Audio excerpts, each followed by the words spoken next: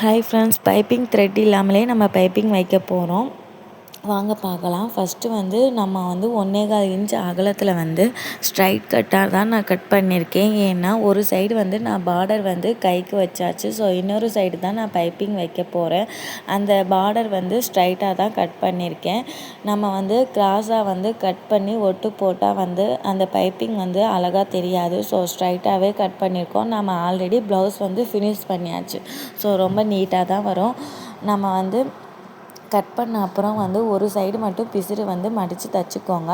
அப்புறம் வீடியோவில் காமிக்கிறேன் ஸ்டார்டிங்லேருந்து தையல் போட்ட அப்புறம் அந்த தையல் தான் ரொம்ப முக்கியம். நமக்கு பைப்பிங் திக்னஸ் எவ்வளோ தெரியுமோ அந்த அளவுக்கு நீங்கள் ஃபஸ்ட்டு தையல் போட்டுக்கோங்க.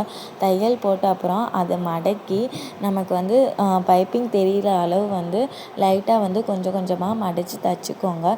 ஒரு தையல் போட்ட அப்புறம் உள்ளே இருக்கிற துணி மேலே வராமல் இருக்க பதிவு தையல் மாதிரி இன்னொரு தையலும் ஒரு 1/4 இன்ச்சு கேப்பில் நீங்கள் போட்டுக்கோங்க.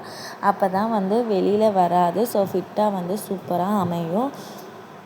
ஸோ இதுக்கு ஸ்ட்ரைட் கட்டும் யூஸ் பண்ணலாம், கிராஸ் கட்டு பீஸும் யூஸ் பண்ணலாம். நம்ம துணி இருக்கிற பொறுத்து தான் நம்ம யூஸ் பண்ணுறது. ஸோ இந்த வீடியோ உங்களுக்கு யூஸ்ஃபுல்லாக இருக்கும். கண்டிப்பாக நீங்களும் ட்ரை பண்ணி பாருங்கள்.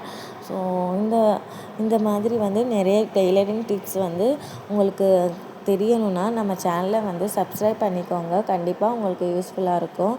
வீடியோ பிடிச்சிருந்தால் லைக் பண்ணுங்கள். தேங்க்யூ.